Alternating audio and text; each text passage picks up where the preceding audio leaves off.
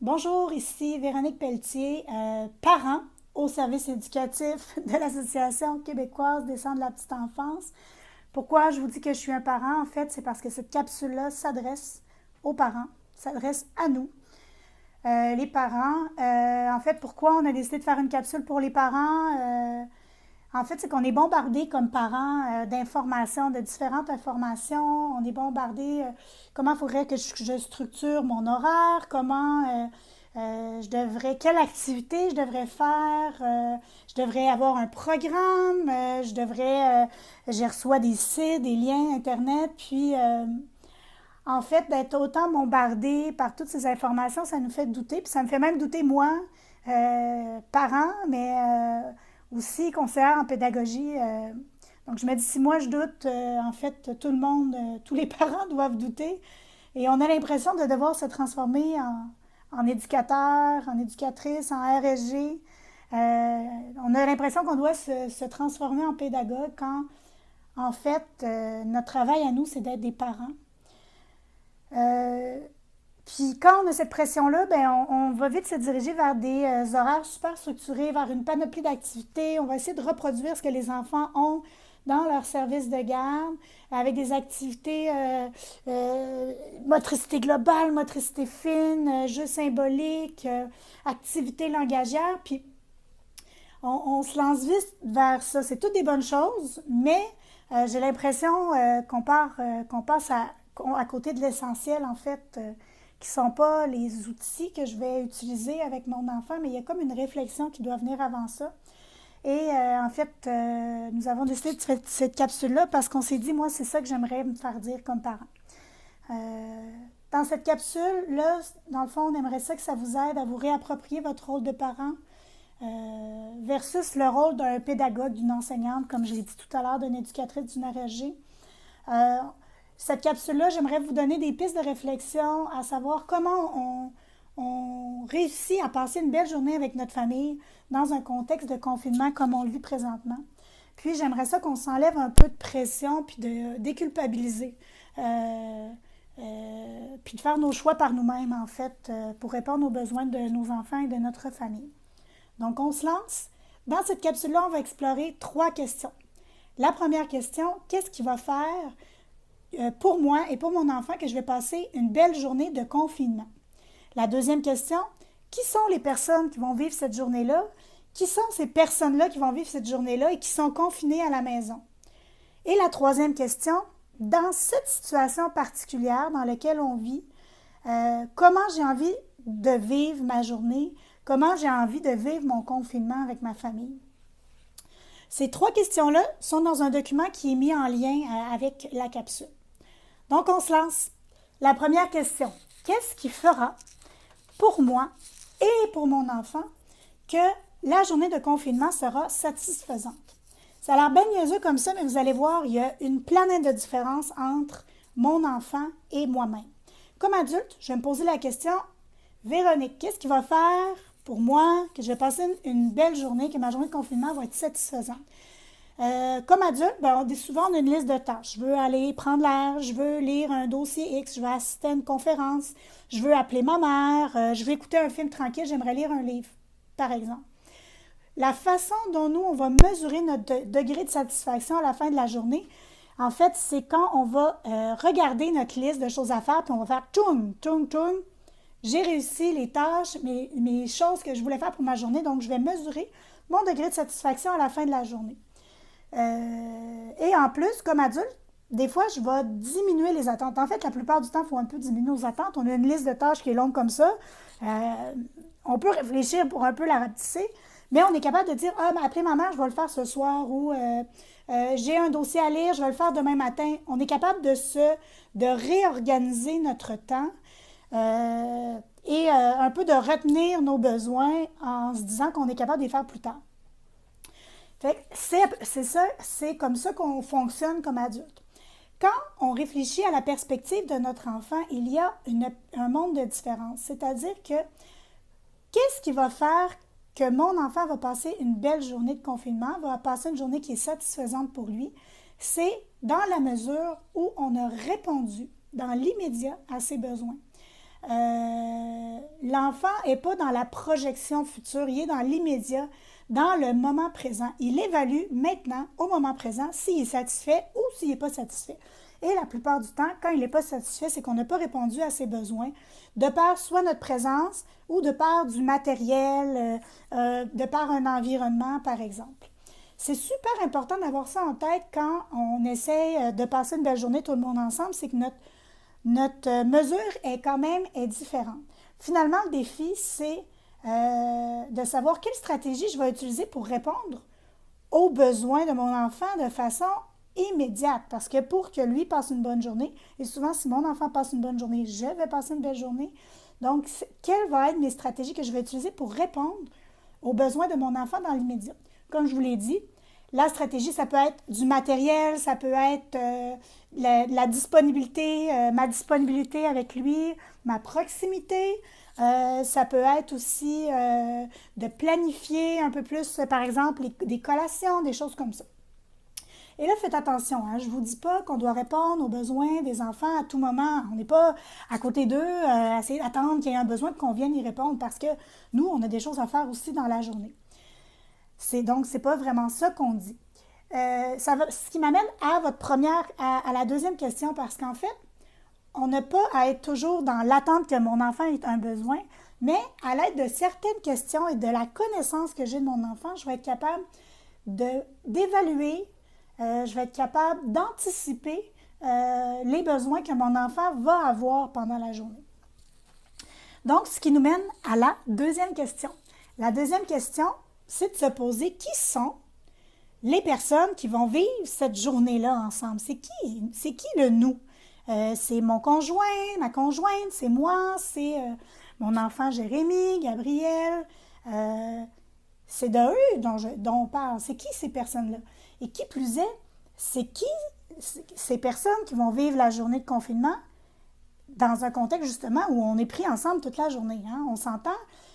Moi, Véronique, en période de confinement, puis Véronique qui va travailler à tous les matins, c'est pas tout à fait la même personne. Hein? Il y a des traits de personnalité qui sont un peu exacerbés par cette situation qui est vraiment particulière. On peut se poser donc ces questions-là. Quels sont les intérêts de mon enfant? C'est quoi ses caractéristiques qui sont biologiques? C'est quoi son tempérament? Je vous ai mis un document aussi qui est à la suite qui s'appelle « L'adaptation de l'échelle de Thomas Hentges ». C'est qu'en fait, ce sont des chercheurs qui ont identifié 8 éléments qui vont composer le tempérament d'une personne. Le tempérament d'une personne, c'est des facteurs qui sont biologiques. Si vous avez des enfants qui ont un tempérament qui sont plutôt de bonne humeur, bien, c'est quelque chose qui est biologique. Votre enfant a cette capacité-là d'être toujours de bonne humeur. Un autre exemple, la réactivité. Ça veut dire la capacité qu'un enfant qui vit une émotion ou un adulte qui vit une émotion, que ce soit l'anxiété, la peur, la joie, il va toujours ressentir cette émotion-là avec vraiment une intensité, une violence qui est extrêmement intense pour ces personnes-là. Puis ça va faire qu'ils vont l'exprimer aussi de façon intense. Donc, un enfant qui est réactif ou un adulte qui est réactif, il vit une peine, il ne va pas pleurer, il va pleurer, et comme ça, il va s'effondrer par terre, il va avoir une tristesse immense des fois pour des choses qui nous paraissent à nous un peu minimes en fait. Et donc, un enfant qui va savoir faire voler son bloc, qui a un tempérament qui est réactif, va s'effondrer de douleur parce qu'il a perdu son bloc. Il ne faut pas minimiser cette émotion-là, hein, parce que c'est une émotion qui est extrêmement intense et violente. Par contre, savoir cette information-là peut nous aider à l'accompagner puis à planifier la réponse qu'on va donner à cet enfant-là, à ce besoin-là. Je vous invite à regarder l'ensemble du document. C'est un peu comme un test de personnalité. Vous pouvez faire pour vous, pour votre enfant, et vous allez vous situer sur cette échelle-là. Puis ces informations-là, bien, sachez que, en plus, dans un contexte de confinement, ces sensibilités-là que vous allez identifier vont être exacerbées. J'ai justement un enfant qui, de manière générale, est assez routinier, aime la routine, biologiquement, il se lève toujours à la même heure, va toujours vouloir manger à la même heure, faire des activités. Il a besoin de savoir qu'est-ce qui vient avant, Qu'est-ce qui vient après? C'est biologique. Et même si je décide de ne pas avoir d'horaire dans la maison, il va se sentir très anxieux s'il n'a pas cet horaire-là. Ça, tu vois, c'est un trait de caractère qui est biologique. Vous allez le voir dans l'échelle au niveau du tempérament. Versus, j'ai un autre enfant qui, lui, déteste les horaires. Il a un rythme qui est plutôt irrégulier. Ça veut dire que lui, il se lève des fois très tôt, des fois très tard. S'il est dans une activité, il n'aime pas ça qu'il y ait une fin à l'activité. Il va vouloir prolonger l'activité parce que ça l'intéresse. Il va manger quand il va avoir faim, quand on va le contraindre à dire là, on mange ou là, c'est la fin de l'activité. Ça va créer chez lui beaucoup d'anxiété. Donc, vous voyez, pour deux enfants, en plus qu'ils sont dans la même famille, cette différence-là peut avoir un impact majeur quand on veut passer tout le monde une bonne journée. Donc, c'est ça. Fait que vous allez faire votre portrait à vous, le portrait de vos enfants, puis ça va identifier où est-ce que vous pensez que votre enfant va avoir un besoin qui est un peu plus intense, puis ça va vous permettre d'avoir des stratégies. Par exemple, tu sais, chez nous, j'en ai un qui a besoin d'un horaire, un qui veut rien savoir de l'horaire. Bien, je vais quand même proposer un horaire, mais dire, bien, par exemple, à 8 heures, il faut que tout le monde soit habillé, à midi, on va manger, mais l'entretemps, entre ces deux moments-là, bien, vous pouvez faire ce que vous voulez. Fait que j'en ai un qui va se structurer des activités, puis j'en ai un autre qui va juste vivre le moment, parce que ça fait partie de son tempérament. Un autre exemple de différence entre les tempéraments, c'est vraiment le degré d'activité. Ça, vous allez le voir, les enfants en confinement vont vivre ça de façon très intense et les adultes aussi qui sont habitués de faire beaucoup d'activités physiques ou qui vont se déplacer dans le cadre de leur travail, quand ils vont arriver que tout le monde est à la maison et qu'on ne peut plus sortir, on ne peut plus courir, si leur besoin d'activité n'est pas répondu, ils vont devenir irritables, ils vont devenir sensibles, ils vont devenir anxieux et ils vont trouver n'importe quelle raison, dans le fond, pour crier, être inconfortable, ressentir toutes sortes d'émotions. Donc, sachant cela, vous pouvez vous dire, bien, dans ma journée que je vais planifier, j'ai une activité que je veux faire, je vais prendre un temps pour lire ou j'ai une rencontre téléphonique, je vais appeler ma mère à être tranquille. Bien, je vais anticiper que mon enfant a des besoins intenses au niveau de l'activité physique. Donc, je vais faire dépenser son activité physique avant pour qu'au moment où j'ai besoin d'être de calme et d'être seul, bien, mon enfant va être, son besoin va être répondu. Ça a l'air un peu de base comme ça, mais le défi, c'est de le faire quand on est à plusieurs aussi, parce que c'est pas tout le monde qui a les mêmes besoins. Mais c'est des informations qui sont super importantes pour pouvoir passer une bonne journée tout le monde ensemble, puis d'avoir un minimum de planification. Il y a aussi des habitudes environnementales qui vont changer, hein, parce que, par exemple, comme moi, je suis une personne qui aime beaucoup parler avec des gens, je suis une personne qui est très sociale. À mon travail, j'ai cet avantage-là, mais quand j'arrive à la maison, je suis toujours avec les mêmes personnes. Puis mon besoin à moi de socialiser est un peu exacerbé. Puis, dans le fond, ça fait aussi que, à cause que ce besoin-là est très intense pour moi, je suis peut-être un peu moins disponible pour répondre aux besoins des autres. C'est la même chose avec les enfants. Il y a des enfants qui vont passer d'un milieu qui est super contrôlé, avec une routine très fixe, dans un service de garde, avec des étapes précises d'activité. Ils vont passer leur journée dans le bruit avec 8 enfants et là, du jour au lendemain, ils reviennent tout seuls avec papa et maman. Ça peut être assez déstabilisant, ça va demander quand même un peu d'adaptation. Cela dit, on ne va pas reproduire le système de l'école ou le système du service de garde parce qu'à la maison, c'est pas vraiment notre rôle. Par contre, on peut voir comment on peut faciliter les choses pour notre enfant de s'adapter à cette nouvelle situation-là. Et troisième question, tout le monde. La troisième question, dans cette situation-là qui est particulière parce qu'on s'entend, il va y avoir un avant COVID-19 et un après COVID-19. Ce moment-là, socialement, économiquement, individuellement, ça nous permet de faire des réflexions, d'en tirer des apprentissages, puis il y aura des changements à la fin de tout ça. C'est une situation qui est importante et on doit se poser la question comment, comme parent, j'ai envie de vivre ce moment-là de confinement, comment j'ai envie de vivre cette journée-là. C'est pas une question qui est banale, hein? On a le droit de se poser la question à quoi ce moment-là de confinement avec ma famille, à quoi ça va me servir? Ça, j'ai pas de réponse pour vous. Sauf que ça peut vous donner un peu une idée, par exemple, si vous voulez faire, vous voulez travailler, vous avez beaucoup de tâches, vous pouvez faire des choses, avancer des rénovations, je ne sais pas. Vous voulez répondre aux besoins de votre enfant, de faire plein d'activités. Puis quand vous posez cette question-là, vous vous dites, ben j'aimerais ça passer juste du temps avec ma famille parce que j'ai jamais l'occasion de passer autant de temps avec ma famille.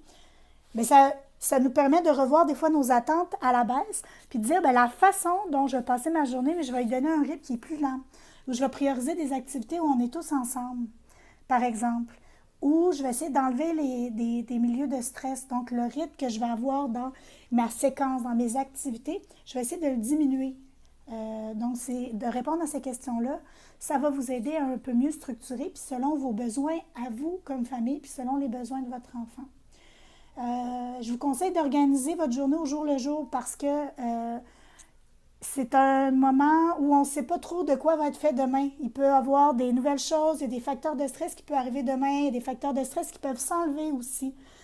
Donc, de faire cette planification le matin en vous levant, je pense que c'est la façon de faire qui est la plus stratégique. Puis après ça, vous pouvez choisir vos propres outils pour vous adapter à cette situation-là. Puis ça peut être un calendrier, ça peut être un horaire avec plein d'activités. L'important, c'est que quand vous choisissez ça, vous ayez posé ces questions-là, puis que vous fassiez un choix qui est éclairé, qui répond à vos besoins à vous comme parents, les besoins à nous comme parents et les besoins de ma famille dans ce contexte quand même qui est particulier. Faut pas oublier de se déculpabiliser aussi parce que si on ne fait pas plein d'activités pédagogiques parce que nous n'avons pas le besoin comme parents de le faire et on ne ressent pas que nos enfants ont besoin de ça, ben on a le droit de pas en faire dans le fond ou de les faire à notre façon à nous. Fait que ça, c'est super important qu'on puisse le faire, de ne pas partir de ce qu'on nous envoie comme information, comme outil, mais partir de nos réflexions à nous et de notre vision à nous de la situation. Si c'est un des messages clés que vous devez retenir, c'est vraiment ça. Puis après, c'est comme un cycle. Hein? Dans le fond, vous avez passé votre journée, il s'est passé certaines choses, vous avez fait des adaptations, vous avez utilisé des outils. Mais quand vous recommencez le matin d'après, en prenant votre café tranquille, bien, vous dites, ah, hier, j'ai fait ça, ça a marché, ça n'a pas marché. Finalement, je pensais que mon enfant avait vraiment beaucoup besoin d'activité physique. Finalement, pas tant. Fait que vous êtes capable de vous ajuster aussi au jour le jour. Puis toutes ces questions-là, ça va vous permettre d'avoir une idée réaliste, des attentes réalistes pour passer une belle journée, d'avoir une belle journée satisfaisante avec votre famille. Donc, je vous rappelle, les 3 questions, j'ai le document qui est mis en annexe à la capsule. Puis, on a aussi l'échelle du tempérament. Vous allez voir, c'est super intéressant à faire. Ça permet de mieux se connaître puis de connaître les tout-petits qui sont avec nous. J'espère que ça vous a plu et je vous souhaite une belle journée de confinement en famille.